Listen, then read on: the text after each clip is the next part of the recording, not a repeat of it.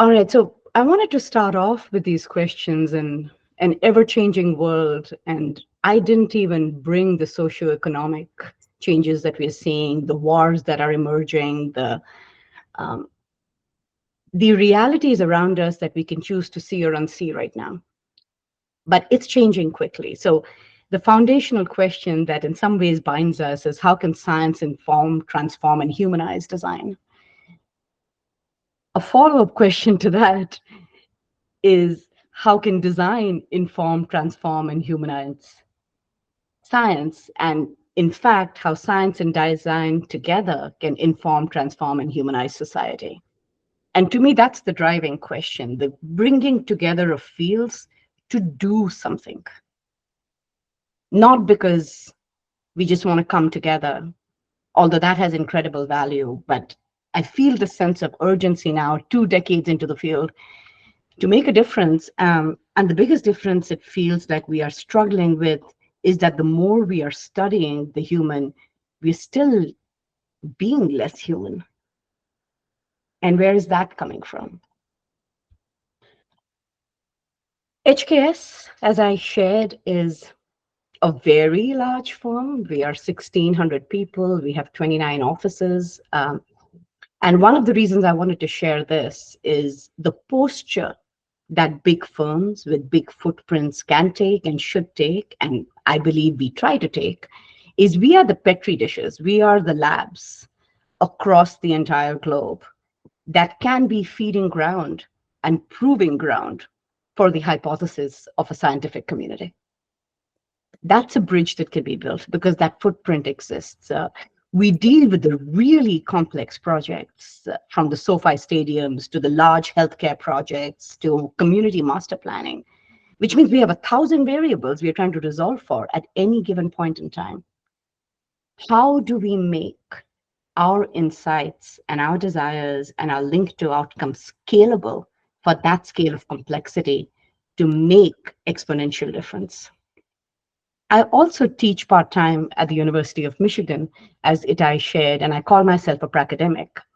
And the reason I do this is not because there is an excess of time, but because it keeps me relentlessly humble. I can feel like an expert in the morning and be asked a very simple question by a student in the evening and go right back to being a student myself. And so the one thing that I'm learning is the skill of unlearning, which is really hard. It is really, really hard to let go of things you're so confident about. For one, the conversation about human health and planet health has happened in two different silos for way too long, and each of those fields have created their own exclusive vocabularies that do not speak to each other. And yet we know there is no human health without planet health. And we know that there is no planet health without a clear shift in human perception and human action. And that's the synergy. That's where the opportunity is. We lived in the architectural profession designing footprints and plans, but our digital realities have infused our physical realities. We are creating these digital worlds. So what does the footprint cloud print collision look like? Where is that opportunity and what do we need to learn from that? We've talked for years about building for senses. Now we have sensing buildings. What does that intersection look like? Can the brain of the individual and the brain of the building have a relationship? And could that relationship really be for the betterment of a very clear impact? And perhaps the most frustrating thing to me in some ways is this huge access, mountains of data that we have access to right now that we are measuring and measuring and measuring. But what's the delta? What's the difference we are making? Who are we measuring with? Who are we measuring for? Where are we going to go after we measure this? And that delta is perhaps the most important thing that I want to convey through this conversation. What's the difference we want to make? With all the things that we have to think about, why are we still feeling exhausted? It is a time of great potential. There is no doubt about it. But we're exhausted because there's too much and we don't feel like we are making a difference together. In some ways, for us, the anchor has become the art and the science of not just studying the human or being human centered, but about being human, the art of being human and the science of being human, and really digging deep into that. Because that could unlock potential in ways we can't even conceive. And Ting kind of put a great baseline in the conversation for that. It's also interesting because right now we are living in the time where it's the art, science, and science fiction of being human. I love the quote here that technology is modeled on the body. We should reshape the environment and design artificial environments as functional extensions of the body. And yet, in doing that, our body and our brains potentially are being modified perceptually, theoretically, and even physically. What is changing as we change at a rate exponential to what we are used to in the past, especially around how we are using our brain? And I'm not going to go into the conversation around AI and human intelligence. I'm going to go back to it's all about thinking. And do we even know how we think and how we feel and how we react to give us true agency in the complex questions we have to solve for today? So, this investment for us around brain and building is essential. It's out of curiosity. It's because it's something we need to learn and something we need to get ahead of, because that's the one thing, in the end, that's all we have to offer, is our thinking and our ability to interact with the problem and our ability to connect with other humans and design and co-design towards impact. So the nested scales of brain and body and environment, that's a GPS. It's a compass for us on how we are trying to structure research and innovation. This is some of the work that we are doing right now. We've been working with the Center for Brain Health on brain healthy workplaces. The first journal publication is out there. But what we've done, which I think is more significant for this audience, is we have designated 3 offices as living labs. And the living labs are iteratively testing. Can it be reproducible? Perhaps not, because we have very real world constraints to work through. But they are set up to be the living lab. They are set up to learn how to measure ourselves constantly. And the best gift this morning was an office reaching out to us saying, hey, we went through this research. We have tried to incorporate measures. How can we measure baseline today so that we can know whether we are making a difference when we move into a new office? 10 years ago, that conversation would not have happened. But that conversation happens because you do the deep dive work, you do the applied work, but also you build a relationship between designers and researchers where they feel like they're doing something together. So work on senior living, on enriched environments, which was actually with Itai's team, on burnout. These are things that are out there if you want to look at the research.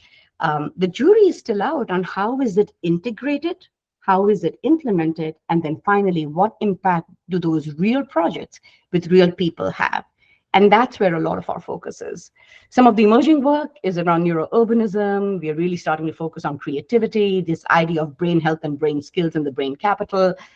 But there's so much. There's so much. In some ways, my LinkedIn feed has become my means of knowing what's amazing and new that's happening in the world right now.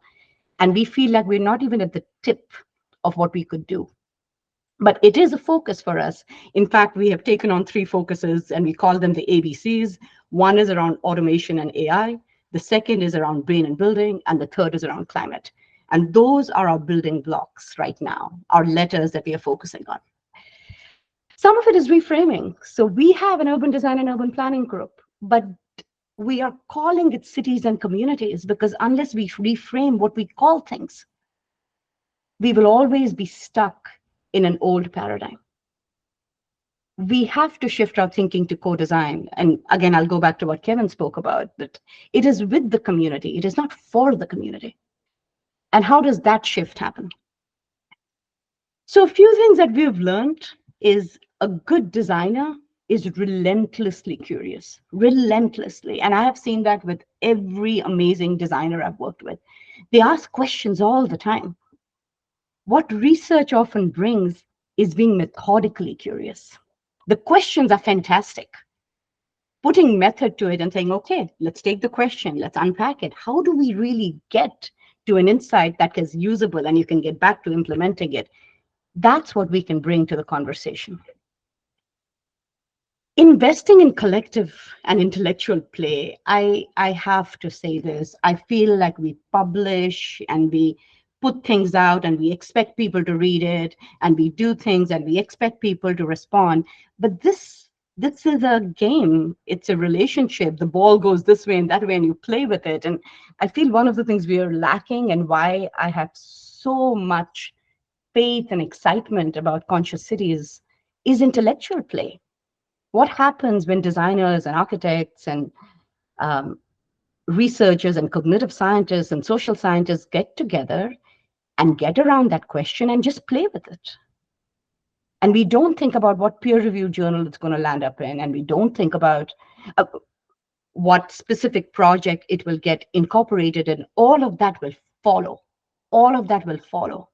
But we do need to come back and just play together a little bit as intellectuals. We've also learned the hard way that sometimes science needs to be translated into visual artifacts. So, for example, um, the peer-reviewed paper that I mentioned was also built up into an exhibit, and the exhibit is what we put into our offices, and that's what people interacted with. You have to speak to your audience, and the audience in the language that they understand, and be open to that. And that's been something else that it's taken me decades to understand. And finally, I'll end with these two provocations. One, this idea that we are always somewhere.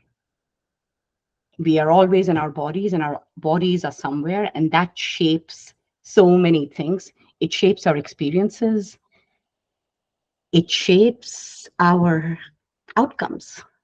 And so, investing in that nested relationship of the human body in a space, and a human brain in a body, and collective brains in a collective space, that is where so much of the conversation is right now. And that is the new frontier in some ways that we are exploring.